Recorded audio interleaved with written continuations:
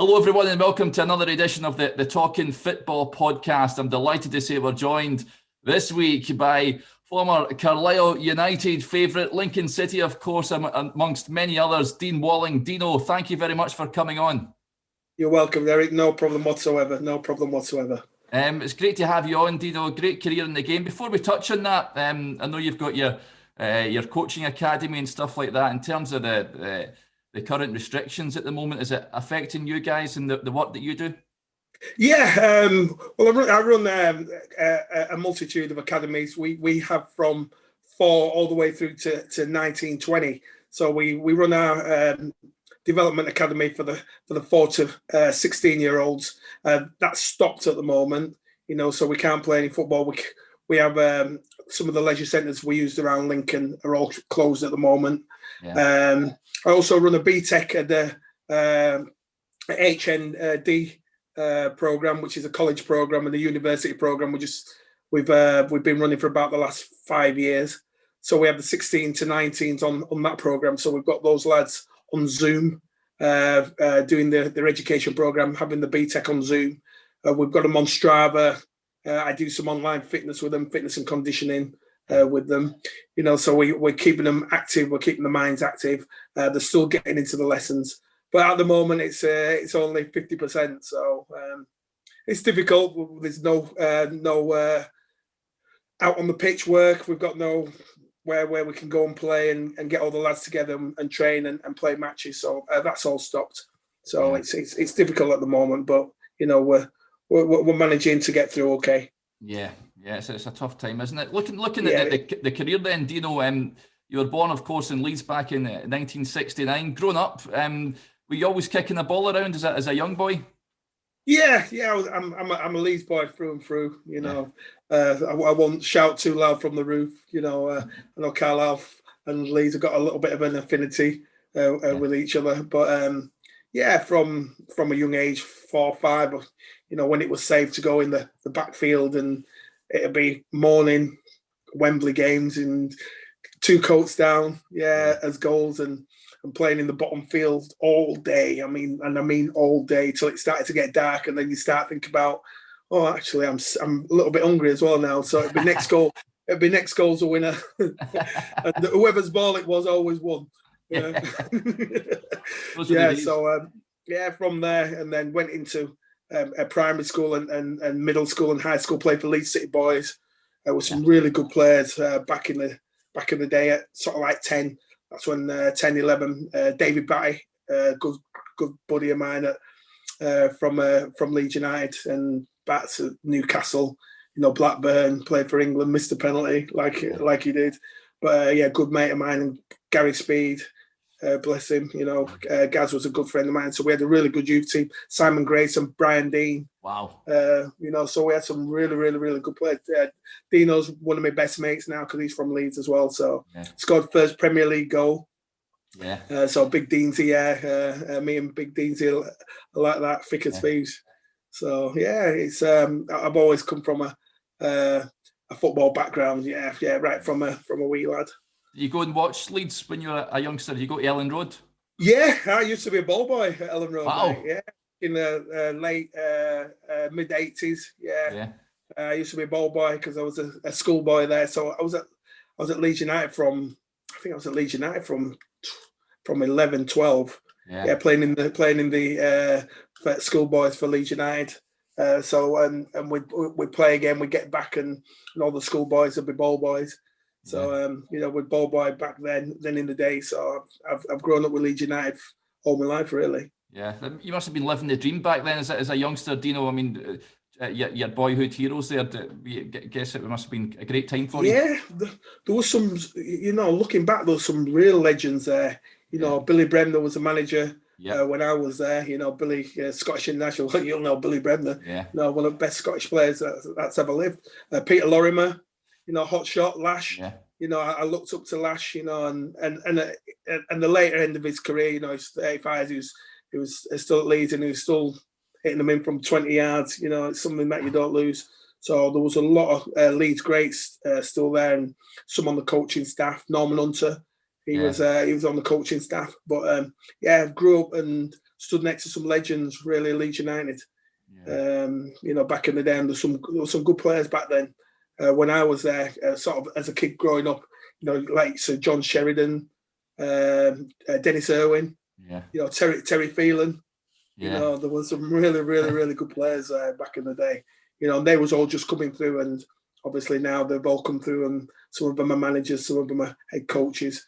But those lads was a really good year for players coming through.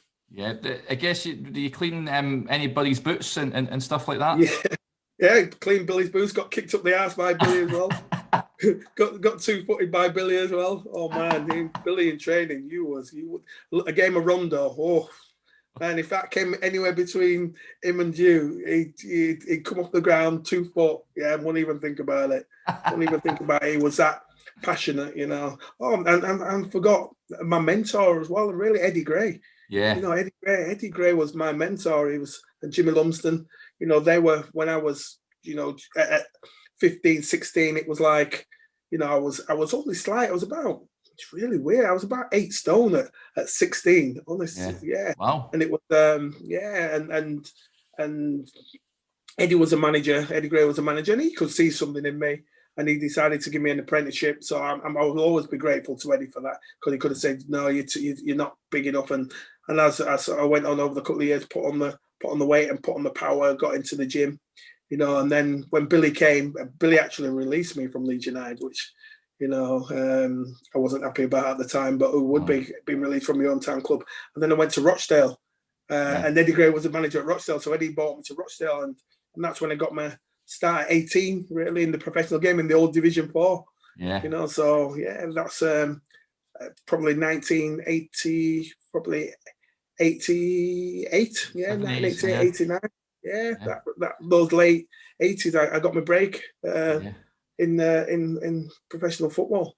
You said there when you get let go by Billy, that, I mean, being a hometown boy, your favourite club you're playing for, well, you're coming through the ranks. Do you know, it must have been heartbreaking when you get let go. Can you remember it?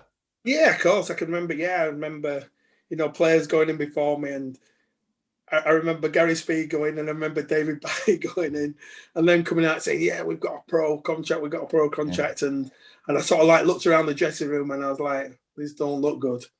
This don't look good." And then I got called in. It was obviously the lads who we weren't keeping on went in last, and I went in and spoke to him. He said, "Deano, I love your tenacity, great in the air, but you're physically just not strong enough. I've got to look about putting you in the reserves in the first team, but next 12 months, and I don't think that'll materialise." And it was heartbreaking, but it gave me the strength and the belief to go and try and do it somewhere else. And I left Leeds and I went to Rochdale, and then I had to do it a different way. I had to work from the bottom, and sort of work my way up. So it was hard, not playing a first team game at Leeds, and being around all those players and being around all those figures and faces and all those influential people. It was hard to leave and leave your hometown club. But, that would be the first thing I'd say to any young player that got released. I said, it is what it is. If you really, really, really want it, you've got to go a different direction. Sometimes you've got to go down to go back up again. So, that would be the first thing I'd say to any of my players, if they got released. It happened to me. And I went a different route because I really, really, really wanted it. So, Before we look at Rochdale, just talking about Leeds this season, they were impressive again last night. What have you made of them under BL Deano? Yeah, they've been really good. They've been a breath of fresh air for the Premier League. Whereas Leeds used to be dirty Leeds, nobody wanted to watch Leeds, and everybody hated Leeds. Now it's, who do you like watching in the Premier League? It's like Leeds. We love watching Leeds because you're either going to score loads of goals, or you're either going to concede loads of goals. So everybody loves watching Leeds now, and they play this expansive, attractive style of play with pace, power, resilience. They play a really, really, really good game, and it's exciting to watch because they'll counter off teams, and they'll get countered as well. It just makes for a good game, and it's, like I say, it's been a breath of fresh air for the Premier League. Yeah, absolutely. You went to Rochdale then, of course. I guess Eddie Gray, was that a big factor of you going there, would you say?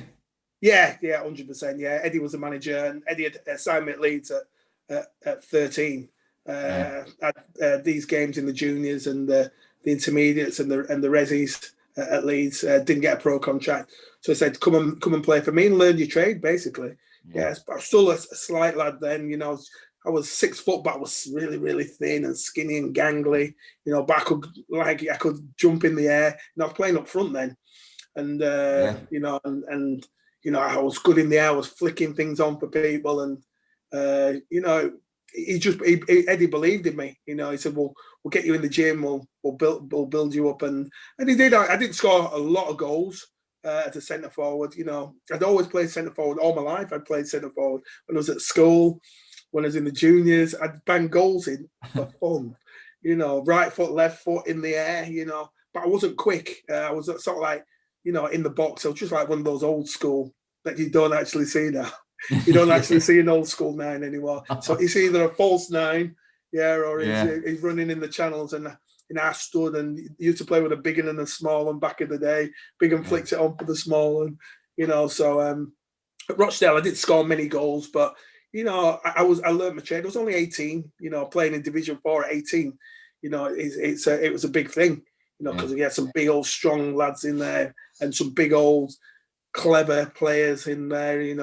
Throw the elbow in when the referee weren't looking. Stand on your toes on a cold day, that type of thing. You've got all that. So I learned my trade. Essentially, I learned my trade at Rochdale, playing up front.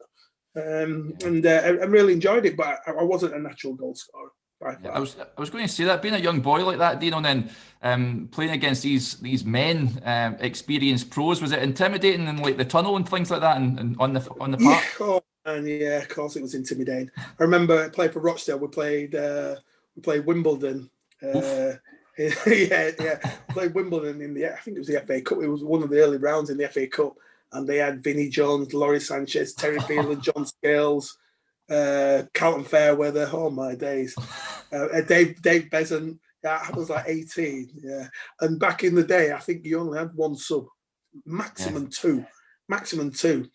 And Vinnie Jones, I remember him gobbing off before the game, and in the tunnel just before. I remember in the change rooms, and he kicked the door off the handles. He kicked the door. Honest to God, he kicked the door. And I remember Sean Reid, Peter Reid's brother, was playing for us, Reedy, and he said something that I can't say online now. He said something to Sean. He said, "I'm going to rip your ear off," and this and that. And I was just sub. I was sub, and I was looking, and I was like, I don't want to get onto this.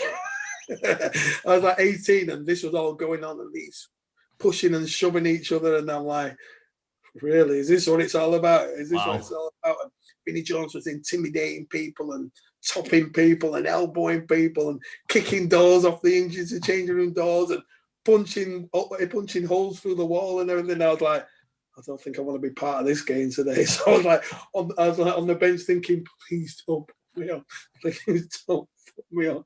And that's probably the only game that I've ever been proper scared. Really on the football pitch. Any other game, But when I was 18 and we played Wimbledon in the cup, and Vinnie Jones was just giving it large, That was the only game I've ever really been scared to play.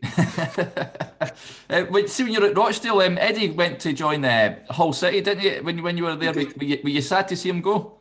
Yeah, sad to see him go.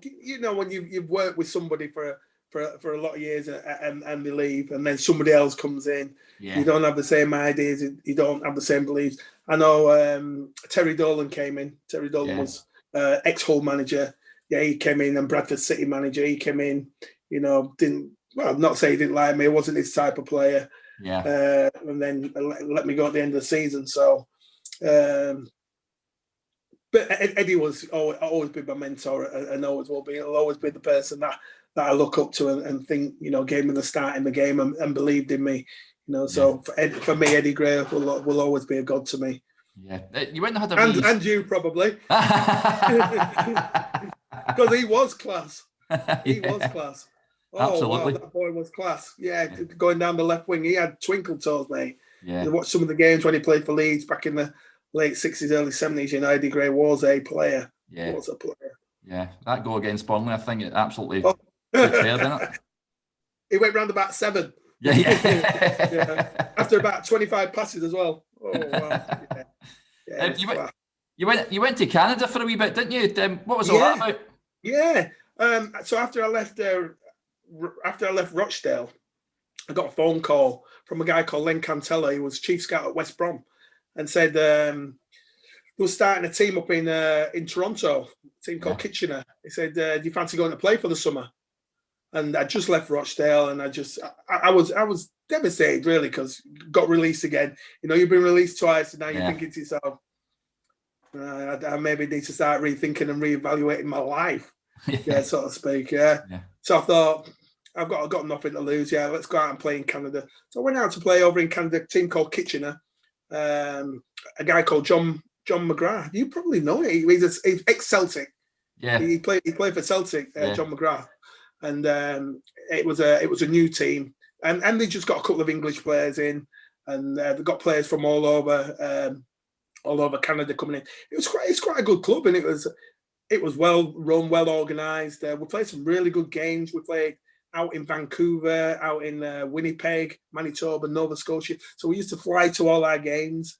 I remember playing over at Vancouver Whitecaps, so we flew to the game, and we had a 2-3 day road trip over there. I played West Edmonton, Edmonton, Alberta, and then flew across to BC, played a game over there. I remember playing one night. There must have been about 7,000, 8,000, 9,000 there, and they had the mountains in the background with the snow on the top. Perfect pitch, great game. We got done 2 or 3, I think, but I just thought to myself, what an experience this is! What an experience, and it was just one of those life experiences. And if I could have got citizenship, over there, I probably would have done. But I had a young family and everything back over here, so to move everybody over to Canada. But yeah, it was a great experience for me. That was early 90s. And then came back, and then found myself. We actually got to the conference final against Toronto Blizzards, and we got beat in the conference final because you played East and West. So we was in the Eastern final, got beat in the final. Excuse me. We got beat in the final, so I flew back home, back to the UK, and I was sort of like twiddling my thumbs because I think it went into September, but it probably went into October. Yeah, back over here, you come back here in October. Everybody's squadded up. Everybody's got all the players and everything. So I was like, what do I do now? And then that's probably on to your next question. I was going to ask, did you have an agent back then, Dean? No agent. Yeah, I just got a phone call out of the blue from, let's say, this guy from called Len Cantella, and just fixed me up and said, "Do you fancy playing in Canada for the summer?" Said, "You'll be back for the season. Yeah, do you fancy it?" I said, "Yeah." They paid everything, paid my accommodation, gave me a car. Yeah, beautiful place, Canada. And I ironically, I had family over there about 15 minutes away from where I was actually based. Wow. I was based in Kitchener. And I had family just around the corner. Yeah, my aunt was just around the corner, so it was crazy, really. As big as Canada is, 6-hour flights we were taking sometimes, 3-hour time difference. To go play a game of football, it's crazy, absolutely crazy. But yeah, it was no agent. Yeah, it was just one of those things. Yeah, another one of those life experiences that I've had. Yeah. So the Carlisle move then in '91, how did that come about? So after I came back from Canada, one of my mates, one of my best mates I was at Leeds with, a lad called Richard Annan, left back, really good, technically really, really good, just so lazy. He was my best man when I got married. Yeah, just so lazy. Yeah, technically really good. He was playing for Guiseley. Yeah. So he said, "Fancy coming up to Guiseley?" So I'm like, "It's non-league, mate. It's like Northern Prem." I'm like, he said, "Just come up and just see what you think." Yeah, there's a couple of good lads up there. Go have a beer after the game and that, and they're all good set of lads. So I'm like, oh. So I said, "How many times a week do they train?" So I said, "Train twice a week, play on a Saturday." So I was like, "Oh, go on then." So I ended up going up there. A guy called Gordon Rayner was the manager at the time. Went up there, playing up front again.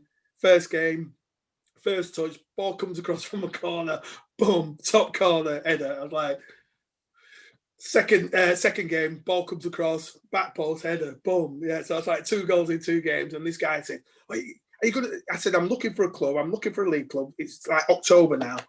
I said, "I'm looking for a league club, but I'll play and I'll train and I'll play games until I get them sort of sorted back in the league. As it expires, we're winning every game. Yeah, we're in the FA Vars. Yeah, winning every game. So we get to semi-finals of the Vars and top of the league, and we play down at Buckingham, I think it was, in the semi-finals of Vars. Gets to the FA Vars final. So I'm like, I can't leave now because we're at the Vars final. So it's in like April now. Ended up winning the league as well. So Northern Counties Prem. Scored 30 goals that season. Wow. 30 goals and final of the Vars. Plays the final of the Vars at Wembley. 3-0 up, scores a second goal. 3-0 up in half an hour against Guiseley. Coasting. 3-0 up at Wembley. You can't lose. You cannot lose this game, I'm telling you. So anyway, 3-0 up. Goes in at half time. Just keep it going. Manager says, keep it going. Yeah, just keep tight. Yeah, just keep ticking over. Goes out. 3-1. 46 minute. I'm like, oh, here we go. Here we go. Yeah. Carries on playing. Come on, let's just go. Come on. If we get one more goal, they're done. They're done. 3-1. As long as it's 3-1, yeah, they've got, if they get another goal, they're in it. 3-2. So I'm like, oh, here we go. So into added time. Come. Oh, we just got to hold on. 3-3. Game goes into extra time.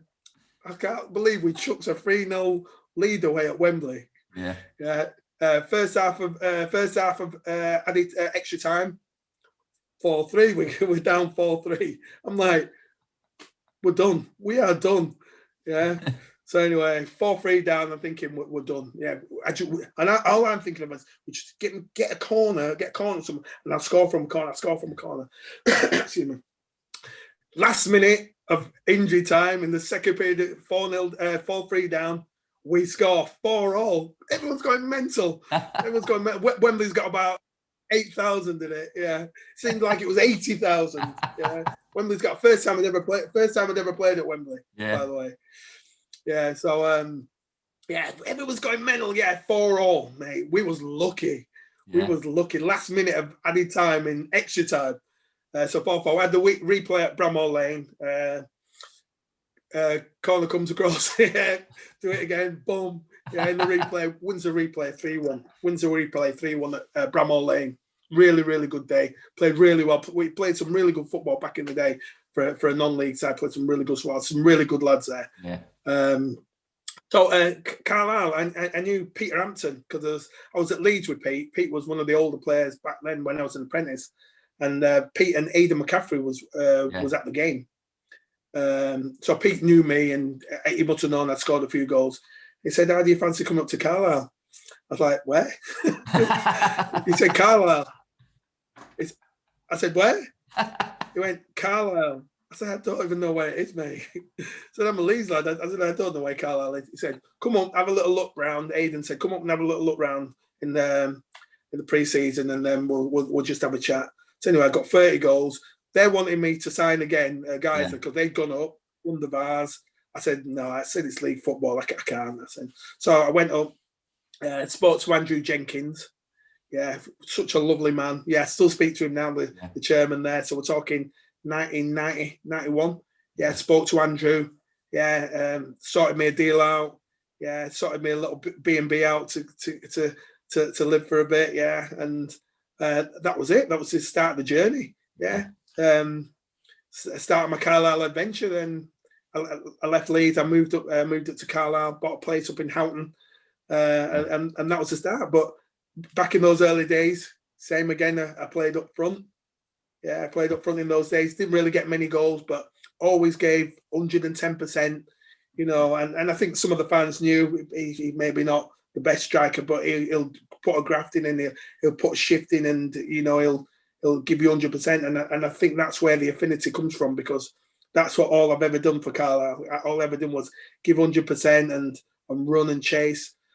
And then sort of one game we was at Mansfield away, and I think it was Aidan. Yeah, I think it was Aidan was a manager. Aidan was a manager, and Simon Jeffels got injured. I think he's got his nose smashed up and blood everywhere. And I was playing up front, and we had no centre half. So Knighton goes, put Deano centre half. I don't know how. He must have said to Aidan McCaffrey, put Deano centre half, put Deano centre half. So I filled in at centre back, and then honest mate, and that was it. It changed my career. My career went on a total different path. Facing the ball, winning headers, scoring goals when you're not expected to score goals. When from corners, people won't pick you up because they didn't expect you to score, and I just come up and score, put it in the back of the net, and scored loads of goals from centre half. It was bizarre, and from that day on, that was my career path. That day at Mansfield, if Simon Jevils hadn't smashed his nose in, blood everywhere, and I hadn't moved back to centre half, we probably wouldn't be talking now. Yeah. What were you thinking when you initially get asked to play at the back there? Were you thinking you could do a job, or you're about a fish out of water? It was easier because you could see the ball. You could see the ball, and you were facing the ball. Whereas when you're playing at the back, playing up front, your back's always to goal, and you're receiving, and you're laying off. You could actually come onto the ball, and I was always really good at reading what a centre forward would do because I used to be a centre forward. So that always helped me. I could read the runs when they was going to run in behind, when they was going to run short, when they was just running off my shoulder, because I used to be a centre forward. So I knew what runs they were going to make. So, I could always get there first, second there before them. So I was always reading it. I wasn't the quickest, but I could always read where the goal. Never got caught out one-on-one. Always covered. Yeah, always got covered.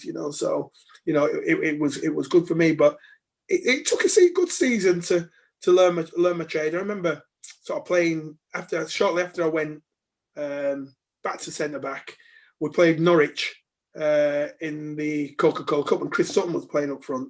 Yeah. And I remember marking Chris Sutton out of the game, and I got man of the match that day. And Chris Sutton was on the verge of England, and I think they was in Europe that year. I think they were in the European Cup that year. They got to the semi-finals against Bayern Munich, I think. Yeah.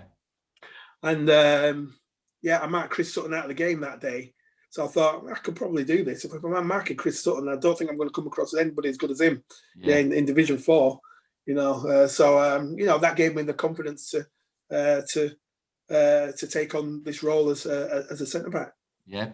See, when you said they're playing for Guiseley at Wembley that first time, of course you play at Wembley again, and we'll touch on that, but what was that like as a young boy running out there and playing at Wembley?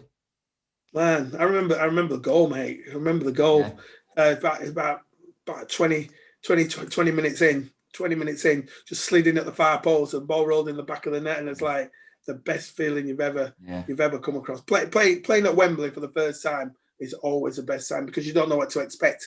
The second time and third time, you know what to expect, and you're giving your bit of advice to people that have not played there before. Take it all in and see it all and look, and because this game is only going to last 90 minutes, it's going to go like that. Yeah. And that's the thing about Wembley. The time goes so quick. But the first time was awesome. The result wasn't the best. 3-0 up. They ended up drawing 4-4. It was so good. As a young lad, I think it was only about 21. Yeah. It was only about 21. But to play at Wembley when you're 21, the theatre, Twin Towers and everything. It was awesome. It was awesome. How did you find living up in Carlisle? Because, like you say, coming from Leeds, it must have felt like the back and beyond. Like it's quite different. It just took so long to get there. So back in the day when I first came to Carlisle, the A66 was one lane all the way across. Wow. All the way across, it was A66 from Scotch Corner, all the way across to Penrith. It was one lane. So if you got stuck behind something, you was done. Yeah. But I was lucky because when I did sign, and I said to Andrew Jenkins, I said, I ain't got a car. I said, I ain't got a car, Andrew. He said, we'll sort you out. We'll sort you out with a car. So they gave me a bit of cash, to get myself a car, and I got myself a Renault 5 GT Turbo. Wow. They were the car back in the day. Yeah. G-Reg, 89. Yeah, 1989 it was. Yeah. What a car that was. Gunmetal grey. It was the fastest thing I've ever come across. The fastest thing I'd ever been in. So it was like behind the truck. I was doing Leeds to Carlisle in an hour and 20 minutes. Yeah, cross there. Yeah, straight home after the game on a night. Sometimes, I'd come back to Leeds. and there'd be no cars on the A66. I'd fly across there, fly down the A1, an hour and 20 minutes. Turbo would still be going for about 45 minutes. I was talking to my mate this morning about those cars. Yeah, and oh man, yeah. So yeah, Andrew, he looked after me because coming from I was in Canada, then I played at Guiseley, and I said, Andrew, I've got no money for a car. And he said, we'll sort your car out. And then, that was that. But yeah, I didn't know where Carlisle was at the start when I first came. It seemed like ages, mate. Going up the A1, then across the A66, got stuck behind the farmer's truck. And then once you get to Penrith, you're like, oh, we must be there. It's like, God, got to go up again, go up another motorway. Yeah. And then when you've done it about 500 times, it's like, whoop, whoop, whoop, whoop. I used to do it a lot. I used to live in Dreglington, just outside Leeds, and I used to go back up to Glasgow now and again. And I know your pain, and that was when that was 2 lanes. Just straight up the A1, mate. Keep going. Yeah, you're as well doing that. Past Newcastle, keep going. Yeah, keep going. You're as well doing that, aye. Yeah. Man. Aidan McCaffrey, how did you find him as a manager? I loved Aidan. Yeah, Aidan was sound, mate. Yeah. Like I say, he gave me another chance. Did Aidan? He believed in me. And I think these managers did believe in me because I'd never let them down. Yeah, I'd always give them 100%. I'd give them everything that I had in the tank and more. And they could see that technically gifted wasn't the most technically gifted, but you've seen players technically gifted but not got any of that. So I was the opposite way around. There's plenty of that. And as not technically gifted as some other players, but Aidan was he was different class. Aidan, looked after me because I was only young. I was only like 21. Yeah, I'm playing in the first team at 21. You got to produce. And if you don't produce, you're out. And he gave me that chance today. Then. Yeah. Of course, we had Tony Craig on a couple of weeks ago, and he mentioned yourself. My boy. Yeah. He was asking after you. He said. He asked me to ask you who's to blame for the old the pass back mix up. And I sent the clip. I sent the clip against Fulham. I sent it to my scholars. Yeah, so I've got me 18 and 19-year-olds and the lads on the board behind me. I sent it to my scholars. I said, "Whose fault?" And they said, "Well, you didn't check your shoulder before you played it." I'm like, well, I did not. I know Keegan's right footed, so I didn't want to put it onto his left foot because I know he weren't the best at kicking. Were you, Tony?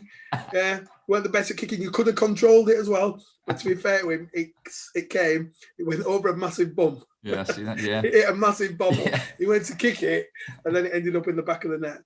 And to this day, I thought your angle was a little bit too wide, Todd. But we'll talk about it in another 10 years, mate. He mentioned that when he went into the dressing room at half-time, Mick Wadsworth, who was the manager at the time, was going mental at him. What was that like? Can you remember much about that? It made a change because he's normally always going mental at me. Yeah. There was only a couple of boys that I loved. He loved Rod, he loved Reevesy, and he loved Edmore. I think they're his love childs. Yeah. So them three, he loved them three, and then I think he didn't like everybody else. Mick, he just give everybody else a bollocking. But it was one of them things. You look back now and think, oh my days. You know what I mean? But nowadays, the balls go back to the keeper. Look at Alisson the other day. Liverpool against City. They all get it wrong. And when the keeper gets it wrong, it's well highlighted, it's well documented, and it usually ends up in a goal when the keeper gets it wrong. Anybody else on the pitch gets it wrong, it don't really matter, does it? Yeah, absolutely. That when you won the Division 3 title, was it 94-95? 94-95, yeah. How enjoyable was that season to play in, Deano? That was probably the best team that I played in. We played some great football throughout the year. We was unbeaten in 21 games, and then we put another run. We was unbeaten in 15, 16. We just didn't lose, and we had some real big pressure games that we needed to win them, and we won those. And the lads, we always stuck together. We won together, we lost together, and we drew together. And I've got the WhatsApp group that we're on now. All those lads, those 94, 95 lads are on that WhatsApp group. Still talk with all those lads now. Edmore, Thorpe, Tony Gallimore, Keegi, Derek Mountfield. We're all on Stevie Haywood. We're all on that WhatsApp group, and we're still friends now. That's 95, 05, 15, like 26 years ago, mate. And so having affinity with players and people 26 years later, it's something really special. Yeah, absolutely is. Yeah, but see, Brunton Park, difficult place for teams to go to. How did you find playing there? Did you enjoy playing there? Yeah, I did. Yeah, always windy, always too windy, always too windy. Yeah, and I look back now because I still watch a couple of videos now. Sometimes go on YouTube. The pitch was so bad. Swain, Ted, if you're still there, mate, that pitch wasn't the best, mate. Ted Swainson. Yeah, I know you're not there anymore, but if you're watching Ted, you needed to sort that pitch out, mate. Yeah, the pitch was always boggy, so you got to December and January, and it was windy, it was raining, it was hailstoning. I don't think people like to go to Carlisle, to be fair. Yeah. So we was always one up before we even went out on the pitch because they just didn't fancy it. They didn't fancy it. Yeah, but we dealt with it well. We had a good set of players. We could play on any pitch really, and we could out fight people. We could outthink people. We could outrun people. We were a really, really, really good squad of players. Yeah, absolutely. You reached the Football League Trophy final that year at Wembley. You'd lose that time, of course. Can you remember much about that game? Deano went to extra time, didn't it? That one. Yeah. They went to extra time and golden goal. Yeah. Was the one against Birmingham, and I think you ask any professional footballer, and I think you're probably talking England players and top Premier League players. Have you ever played at Wembley in front of a full house? There's 77,000 there that day. Yeah. And you cannot take that day away. I remember coming out and just looking around and thinking, wow, oh wow, 77,000 people at Wembley. And I was happy for the Carlisle fans as well because they deserved it. They backed us and they went up and down the country with us in droves. Yeah. And everybody in Carlisle went to that game. Going down the motorway, there was buses and buses and buses. Carlisle was deserted that weekend. And I was so pleased for the fans because they still talk about it that day.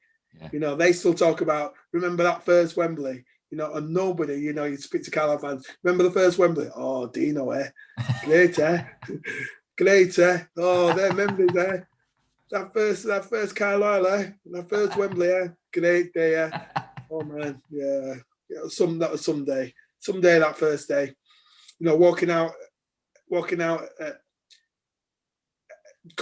out was just the best. It just sending hairs on the back of your neck and everything. And just singing the national anthem was probably one of the proudest things. Singing the national anthem, and after that, God save the Queen, and then you go, and then you run off, and you just got so much energy and excitement, and you run off, come on. Then the next time I play, it's like, I've been here before. Yeah, been here before. See, that first time though, you said that, you must have felt to yourself you've came a long way from thinking you might have to have changed careers and all that. A few years later, you're playing at Wembley in front of 80,000 people. Yeah, it was proud. It was proud to play in front of all those people, and Carlisle changed. It changed my career. Going from a centre forward to centre back, it changed my career because I don't think I'd have possibly got another contract, been a centre forward, and a centre forward not scoring goals. The crowd can like you as much as you want, but you pay to score goals, and I wasn't really. As a youth, I was a natural goal scorer. As a youth player, I was a natural goal scorer. I was scoring goals all over the place, but I don't know whether it was my physique, just at the time. As a centre forward, I think it possibly could have been my physique, and it just wasn't strong enough for a centre forward. But moving back to centre half, I could jump, I could leap, I could head, and I think that's what won it for me, and that's what I'll always be remembered for, probably at Carlisle, for coming up at corners and free kicks and scoring loads of goals. See, that second time you went to Wembley, of course, you'd win that time against Colchester. It was a pretty iffy game, right enough, but you won on penalties, and you stepped up yourself, and put one away. Can you remember much about that? Yeah, it was I had a great chance in extra time. He went over the bar by about that much, flicked on from a free kick, and I thought it was in. It was that far away.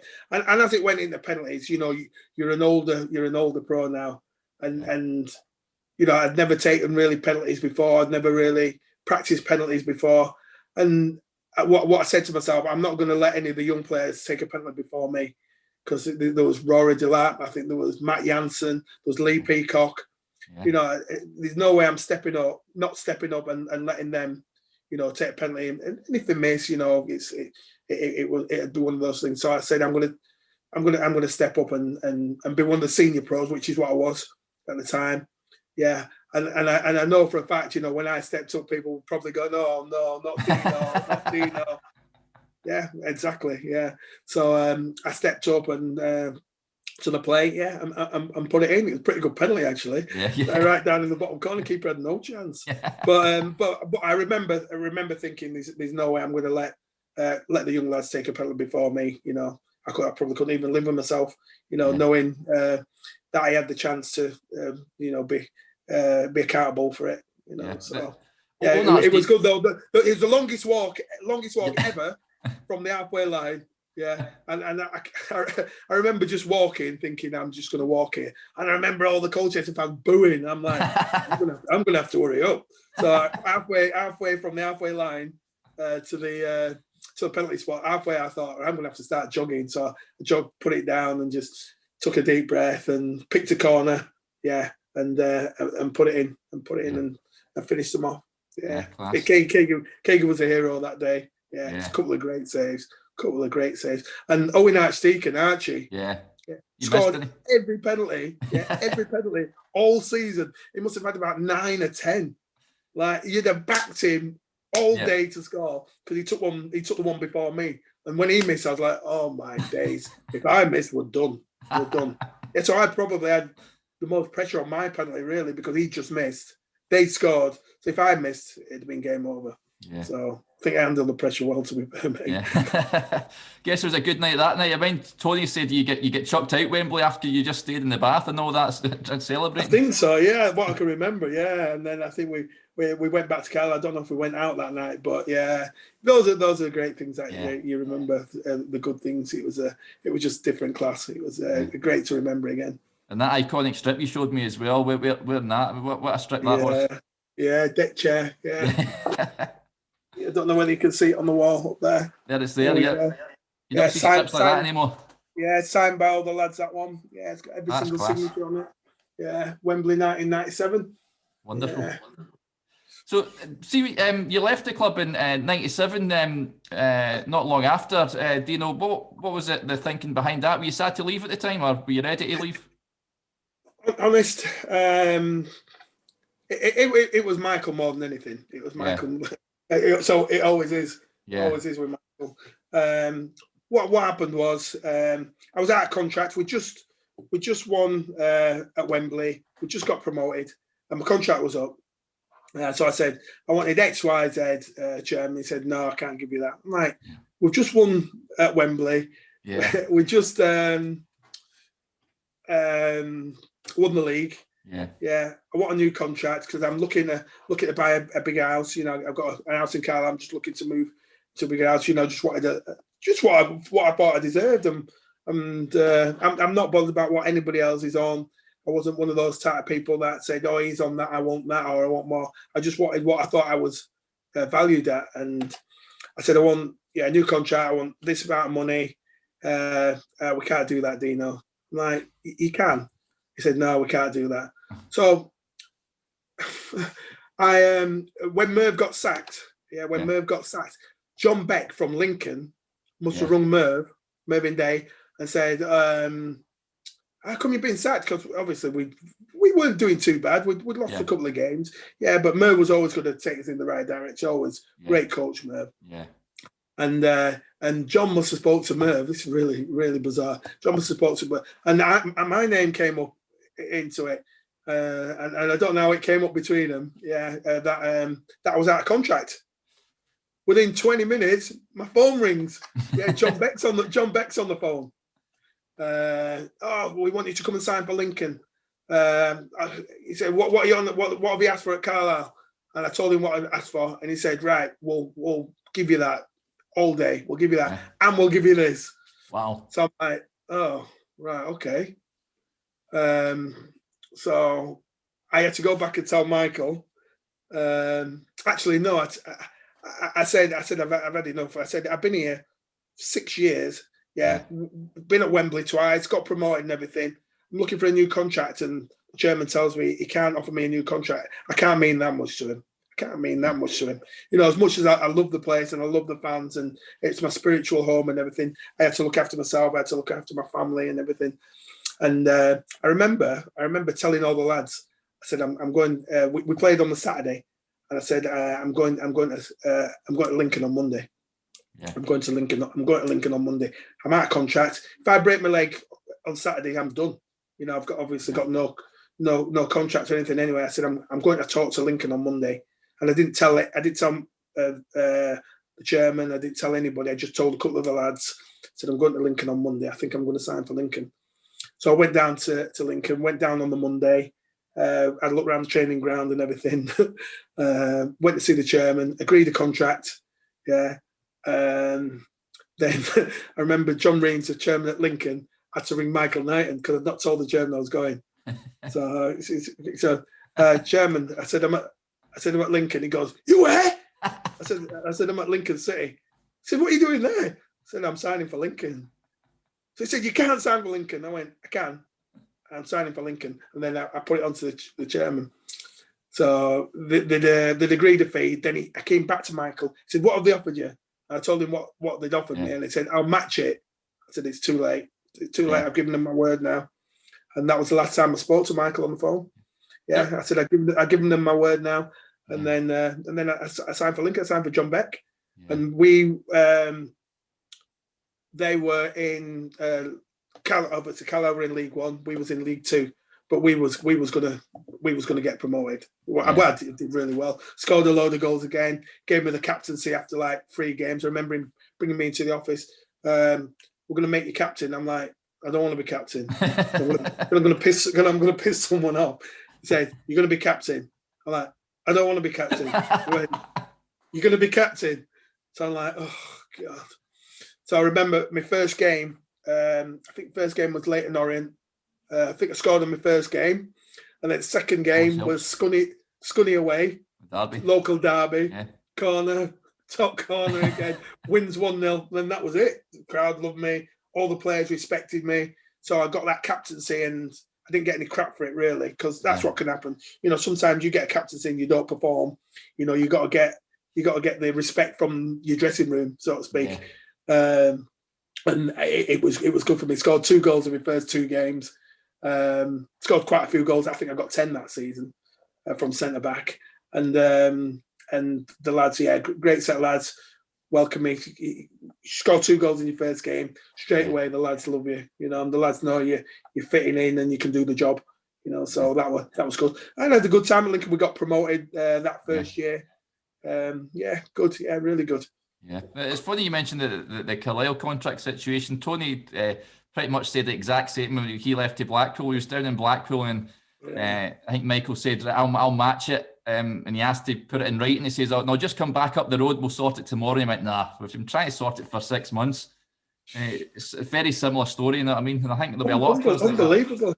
Yeah, unbelievable. You know, I tried to sort this contract out. Can you sort my contract out? We'll do it. And just left it. So my contract ran out in June. So June, July, August, September, October, 3 months, and I'm still not got a contract. Yeah. I'm still on a semi-contract. I've been at the club 6 years. Yeah, I've given everything for that club. I gave everything for that club. Yeah. And, and you just wouldn't just sort the contract out. So I went to Lincoln. They did. And I said, right, I'm going. I said, I'm leaving. Didn't want to go. Yeah, I think I'd actually found a house in Carlisle. Found a house. I was living at Houghton. And I found a house around the corner, a bigger house around the corner that I wanted.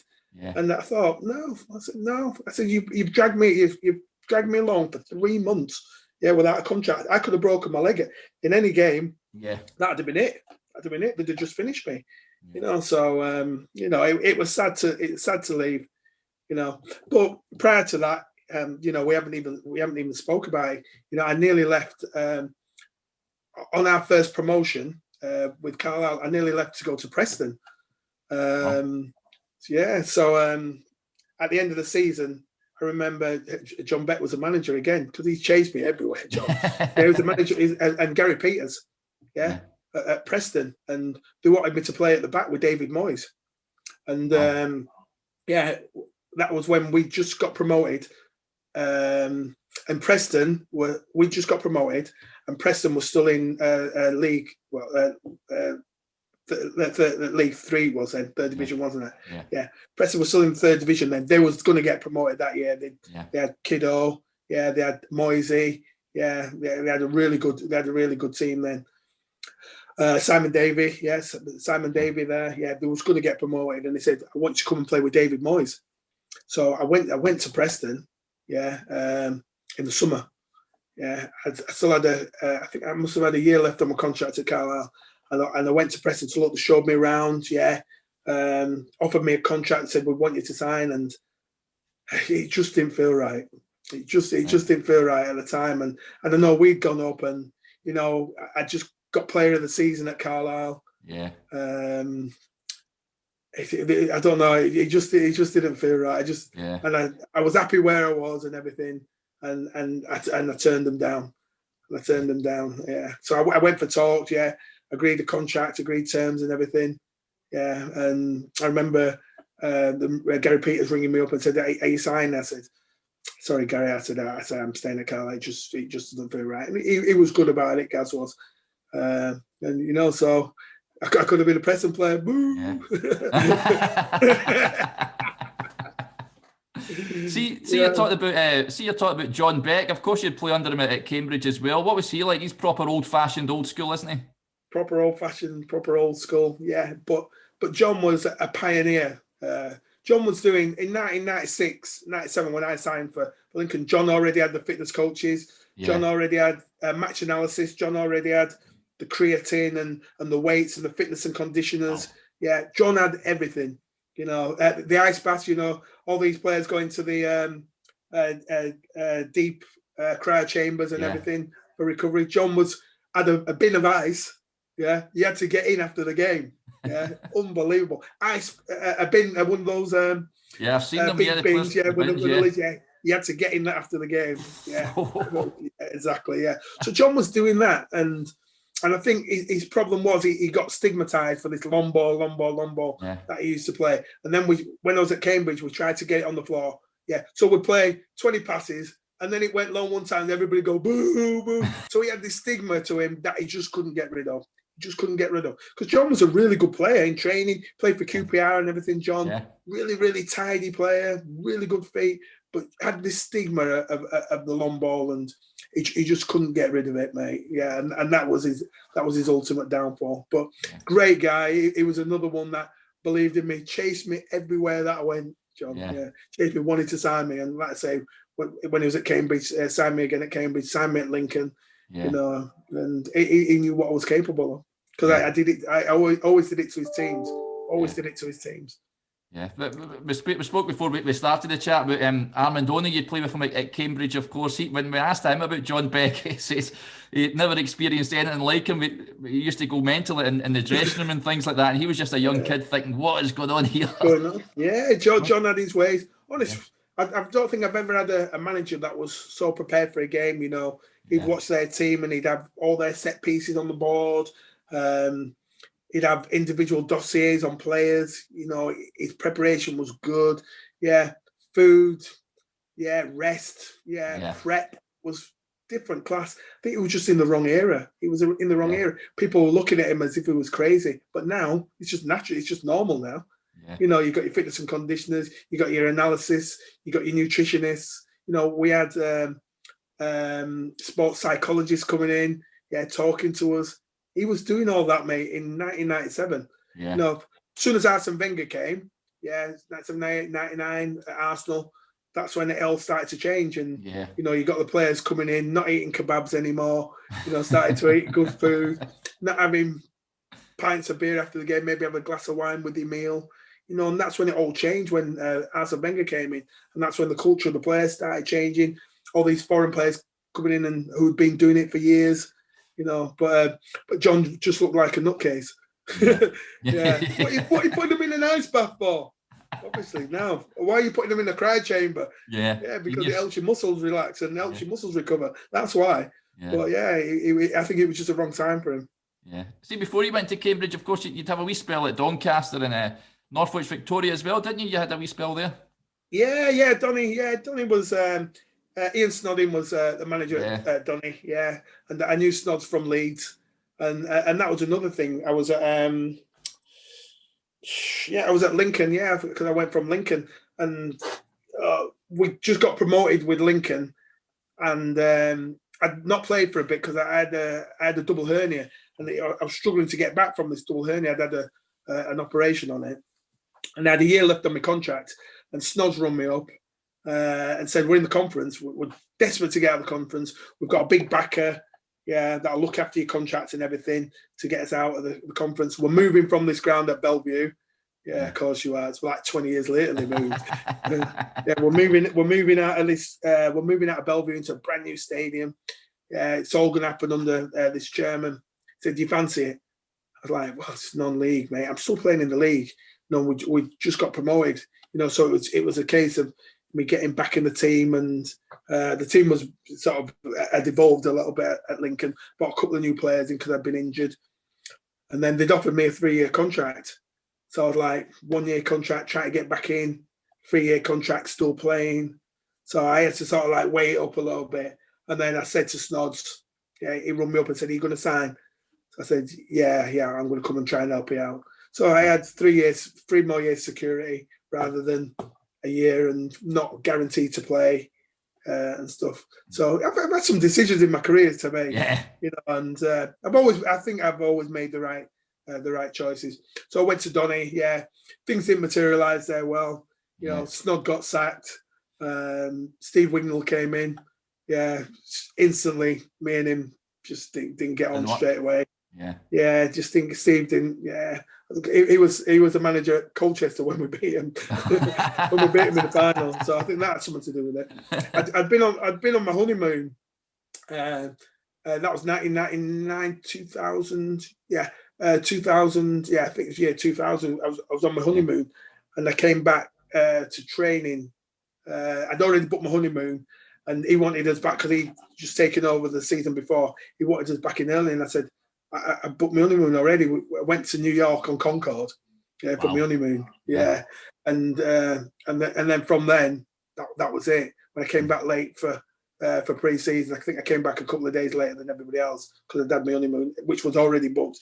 He just didn't fancy me at all, and that's it. We just sort of clashed from. I'm not the confrontational type of person, but I'll always stand my ground. And I'd always train hard, but it didn't matter how hard you trained, he weren't going to play. He'd always play somebody else. And, taking me all the way down to Torquay. Yeah, there was 2 subs there. So it was like 11, 12, 13, and you'd be 14th man. You know what I mean? So you'd be on the coach all the way instead of leaving you home. He'd name you 14th man. He'd name the team and 2 subs and you'd be 14th man. I was like, you don't do this to like senior players. No. So I didn't kick. I just got on with it. Yeah, like you do. And they ended up. I think I had a 3-year contract, so I played the first year. So second season was a bit of a write-off. So halfway through the season, he said, "Do you want me to pay you up?" So on a 1.5 year of your contract. So they ended up paying me up on a 1.5 year of my contract. So so I left. Yeah, 1.5 years. Yeah, then, with a big bag full of money. Yeah. see your time at Cambridge. Do you know they had some cracking players? That Dave Kitson was there, wasn't he? Yeah, Lionel Perez, the Ginger Ninja. Kits. Yeah, really good. Yeah. Adam Tan. Yeah, remember Lionel Perez? Lionel Perez. Yeah. Goalkeeper was at Sunderland. Yeah, French. Yeah, Lionel was top man. Yeah, with some really good players there. Yeah, so did okay there. So I went after I left Donny. I played non-league for a little bit. Went up to Darlington with Gary Bennett because Bennett was at Lincoln. Yeah, and then I ended up getting another phone call from John again in the summer to come down and see how you get on, come for pre-season training. So we went down to some army camp. Oh my God, it's horrendous, mate.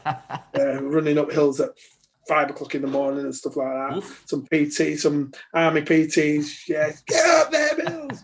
Oh no, that was John. Yeah, it's bonding. Yeah, of course it is. Yeah. And then we played in the last pre-season game. We played Norwich at home. Corner comes across, same story again. Boom, wins at 1-0.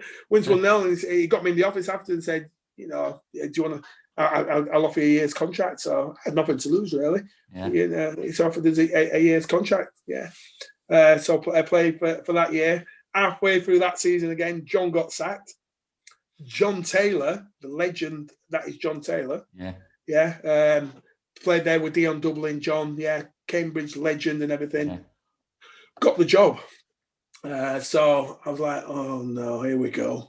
Yeah. So I think what John had done, because I'd known John a long time, John Beck, I think he spoke to the chairman and said, give it temporary to Dean Walling. Yeah. He'll hold the fort for you. Yeah. I recommend that you give it to him. And he'll hold it until you find someone. Yeah. But I've never had the interest of management or anything like that. So he spoke to me after and said, I spoke to the chairman and said, I put your name forward. I said, what did you do that for?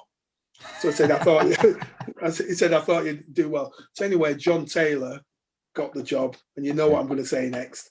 He thought I was a threat. Yeah, which I really, really, really wasn't. Yeah. From the day he got the job, he never. Me and Shaggy, brilliant before he got the job. Yeah, Shaggy, you should be, senior pro now. John should be giving you a day off in the week, and that. As soon as he got the job, boom, that was it. Didn't talk to me. We literally walked down the corridor. I'd look at him, and he'd just walk past me. What's literally, I'm like, can you believe this? I cannot believe you're doing this to me. That's crazy.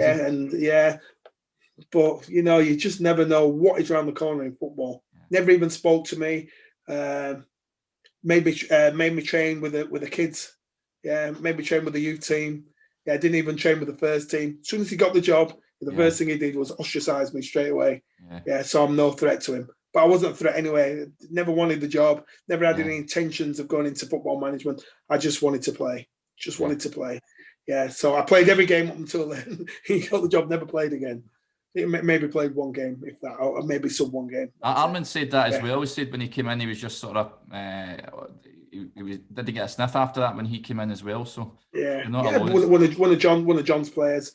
Yeah, Armand, one of John's players. So anything that was to do with John, I think he just got rid of. But you never know what's around the corner in football. Yeah, never know what's around the corner in football. So left there. Let's say we went to play for Northwich with Keith Alexander because I knew Keith from Lincoln again.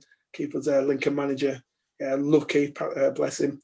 Played there, and then in the end, I think I went to Nuneaton as well, and then I was training one day a week. And then in the end, I just fell out of love with it. I was traveling here, there, and everywhere, and I just thought, this is not me anymore. Then I set my business up, set my academy up, and then that's it. I just sort of at the end of the season, I said, I'm done. I'm just going to sort of like concentrate on my academy now.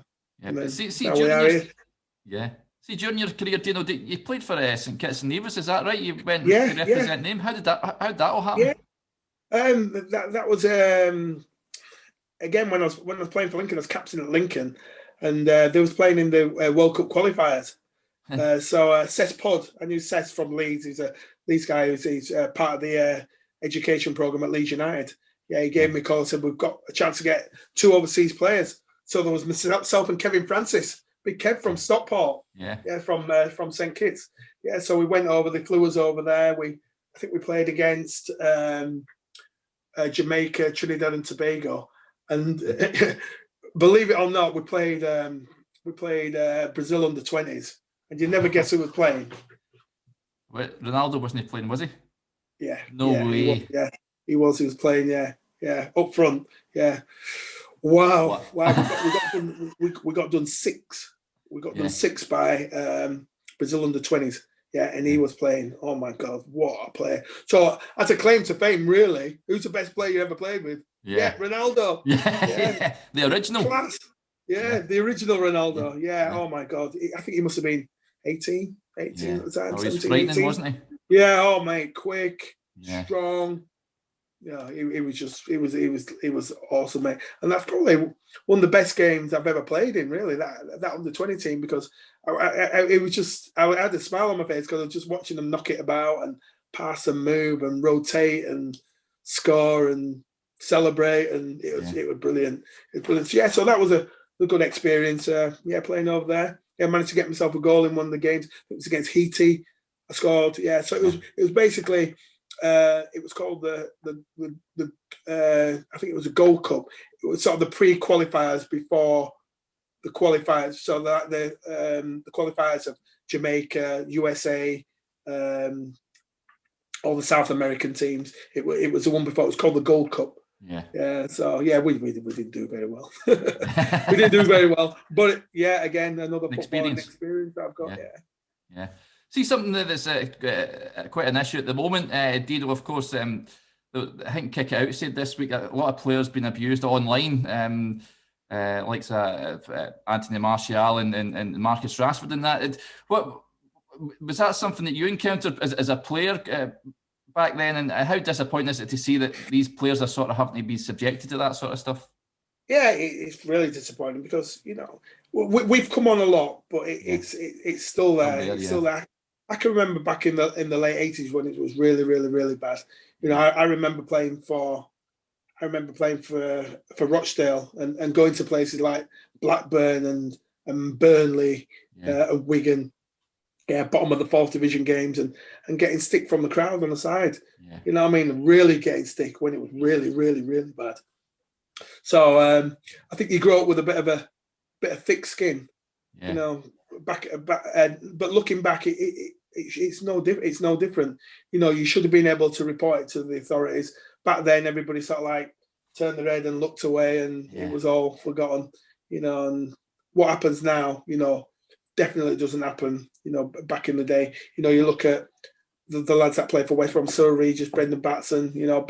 Back in those days, the people throwing bananas on the pitch, disgusting. But they didn't have the support of Kick It Out and organizations like that. But it's getting better. It's still not good. It's really still not good. It needs to be better. But I think there'll always be that minority, that little minority that that spoil it for everybody else. So I mean, you retired from playing. You set up your business. Did you think were you ready to, like you say, you sort of maybe fell out in love with the game? Were you ready to hang up the boots and look at something else? Yeah, I think more just the injuries and waking up in the morning and aching and having to get to training and your back or your hamstring or your groin, I'll be aching. I just got to a point where I just couldn't do it anymore. I had a bit of arthritis in my hip. I've had a hip replacement. And now he had hip replacement 2 years ago. And I think you just get to a point where your body just can't take it anymore. So you look to do something else. I looked at going into radio and journalism because I do a column for the Lincolnshire Echo still down in Lincoln. Still do a bit for BBC Radio, whether it be Cumbria or Radio Lincolnshire. So I'm still all involved in the media side of it, which I do enjoy. I was in the park with my wife and my little lads, and I had a football. A kiddie had a football next to him, so he had he's kicking his football around. So I kicked it over to me, and I threw it to him, and then he headed it back. I went, "I'll just try and get it in the middle of your head and keep your eyes open." Headed it back, and then my wife said, "Well, why don't you start a soccer school?" So I was like, "That's not a bad idea, is it?" So and just from then started one day a week with 5 kids, and then 10 kids, and then 20 kids, and then 30 kids, 50 kids. Wow. That's like 200 to 300 kids a week now. So it's just grown and grown and grown and grown and grown. So that's how it started in the park with a lad. Threw the ball back. He headed it back into my hands, and my wife says, "Why don't you start a soccer school, teach kids how to play football?" So I was like, I fancy some of that. Yeah, it still keeps me in the game. Still keeps me in the football environment. You know, with what I'm doing now with the press and the media and the radio and yourself.